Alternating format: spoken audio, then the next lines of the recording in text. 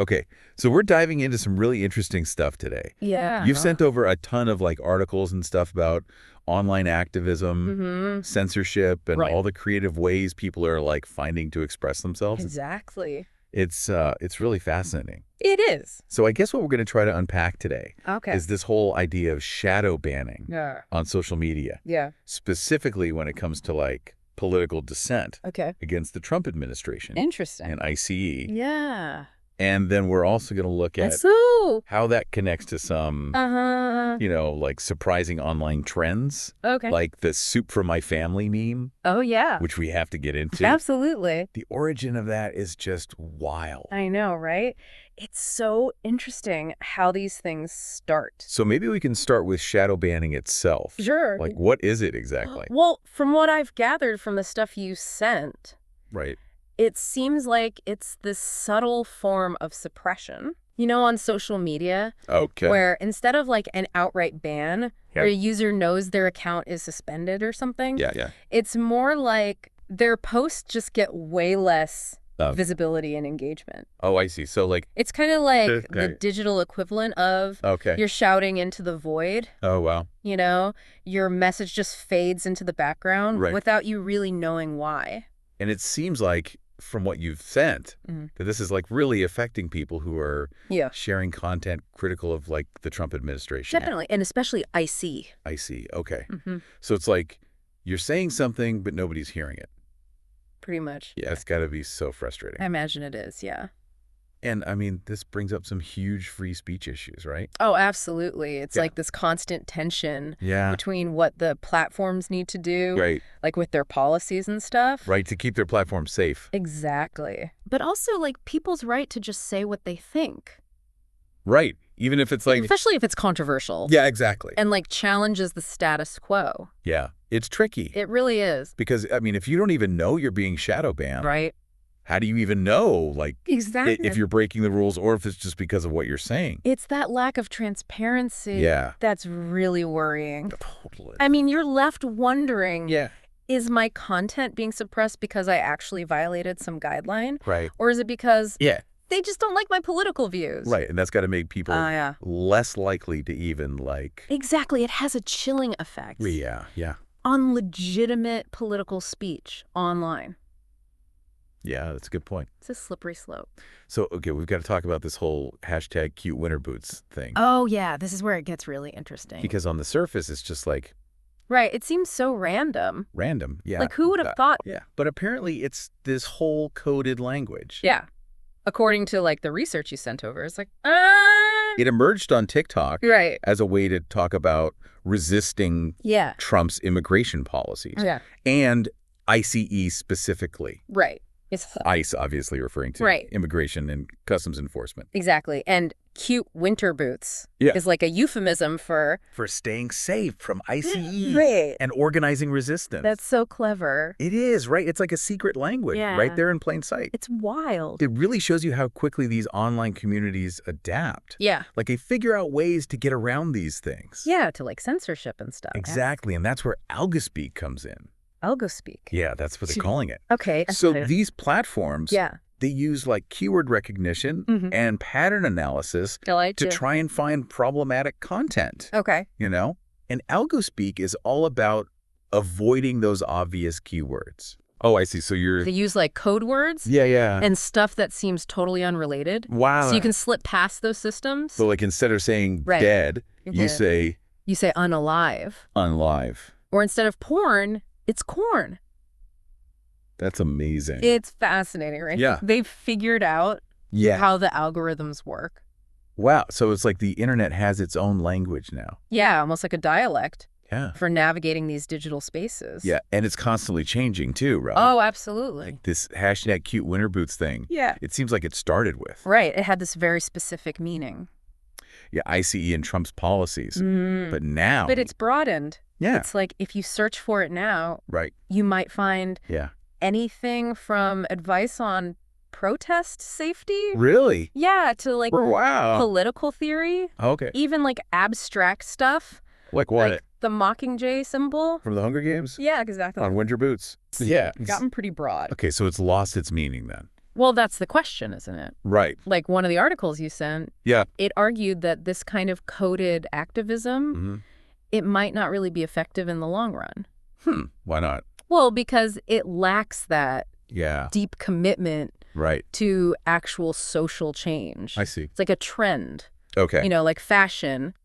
Oh, so like goes. It's not going to last. Exactly. Interesting. And if the original meaning gets lost, if it gets too diluted, then it's not really going to be a useful tool for organizing. For making real change in the world. Yeah, that makes sense. So it's a double-edged sword, I guess. Right. And then there's this whole other hashtag. Oh, yeah. Hashtag FDT. Yeah. Fuck Donald Trump. Yeah. And that's like... That's way more direct. Yeah. It's like a very blatant expression of dissent. Especially with like younger progressives. Absolutely. But it seems like that one has faced a lot of... shadow banning. Yeah. Like there are tons of reports from users... Really? Yeah, saying their posts were either getting less visibility or just being removed altogether. Because of that hashtag. Because of hashtag FDT. Yeah. Wow, that's crazy. So then what happened is activists started getting creative. They're like, okay, we got to find a way around this. So they're using Algospeak for that too. Exactly. They're embedding hashtag FDT within other stuff, like hashtag cutewinterboots. Oh, wow. Or they'll use like visual representations of the phrase. Instead of writing it out. Yeah, so the filters don't pick it up. That's so interesting. Like a constant game of cat and mouse. Yeah, it really is. Between the users and the platforms. Okay, so now we have to talk about... The soup. The soup. Yes. Soup for my family. It's amazing. This meme. It's just so bizarre. So bizarre. Like, where did this even come from? Okay, so from what I've read, it all started with Donald Trump. Of course. Back in 2020. Okay. He made this statement. What did he say? He was talking about protesters. Okay. And he said they were using soup cans as weapons. Soup cans? Soup cans. As weapons. As weapons. But then he also claimed... What? That these protesters were saying that the soup was for my family. Okay, hold on. So he's saying... They're using soup cans. As weapons. As weapons, but also that it's for their families. It makes no sense. Right. It's completely absurd. It's so absurd. And that's why it became a meme. Yeah, because it's just like... It's like, what? Soup as a weapon. It's hilarious, but also kind of scary. Yeah, there's a dark humor to it. Definitely. But I think it really resonated with people because it captured this feeling that the government was just out of touch with reality. Right. And like... Or even worse. Yeah, like they were deliberately trying to mislead people. Right, like they were lying. Exactly. So it became this way to mock the government's narrative. Okay. To point out the absurdity of it all. And to like fight back against authoritarianism. Exactly. Wow. It's powerful stuff. And I mean, it's interesting because there are a lot of parallels between this soup for my family meme and hashtag cutewinterboots. Yeah. Totally. Where the wolf came from. From these really politically charged moments. Yeah. One was about ICE and Trump's policies. The other was about... this weird statement about soup. And they both kind of evolved... into these tools for online resistance. Right. And they both use these like... these everyday things. The boots and soup. To talk about really serious political issues. And like maybe even to get around censorship. Yeah, maybe unintentionally. In the case of the meme. Right. But it's like they're using these innocuous things as camouflage. Right, to a degree. Being censored. Yeah, exactly. And it's clever. It's like a way to say what you want to say without saying it directly. Right, and humor is a big part of it, too. Oh, absolutely. Yeah. Which is interesting. It's like this defense mechanism. It's like you can laugh at the absurdity of it all, but it's also a way to cope with the seriousness of the situation. But like, does any of this actually work? That's the million-dollar question, isn't it? Right, because it's one thing to like raise awareness online and like build community. Right. But does it actually lead to real change in the real world? Because like you could argue that traditional grassroots organizing is more effective. It's a valid point. Right. But there are also examples like the Kinmure Street protests in Glasgow. Oh, yeah. What happened there? So basically social media played a huge role in mobilizing people for this protest, and they actually managed to prevent a deportation. Wow.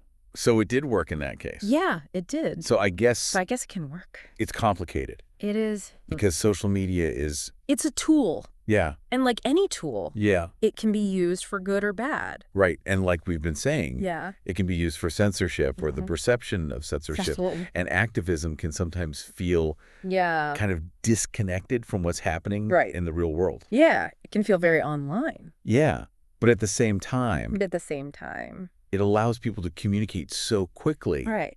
And like build communities across borders. And share information, like we saw with the Gaza conflict. Right. So it's powerful. Very powerful. But it's also kind of scary. It is a little bit, yeah. I mean, it's amazing how people are finding all these creative ways to express themselves. Yeah. Like with hashtag #cutewinterboots. Right. And soup for my family. It shows you how resilient people are. Totally. Like, they're not going to let anyone silence them. Exactly. They'll always find a way. And it makes you wonder, like, what's next? Right. What's the next trend going to be? Yeah, what's the next code word? What's the next meme? Yeah, because this whole landscape... It's constantly evolving. Yeah, it really is. It's fascinating to watch. So I guess we'll just have to wait and see. Exactly. What happens next. Yeah, we'll be here to cover it. Absolutely. It's going to be interesting. I'm sure. For sure. All right, well, thanks for joining me for this deep dive. Thanks for having me. This was really insightful. I'm glad you found it helpful. It really makes you think. It does. About the power of the internet. Yeah, and the power of people. Exactly. It's a fascinating time to be alive. It really is. That's for sure. All right, well, until next time. See you then.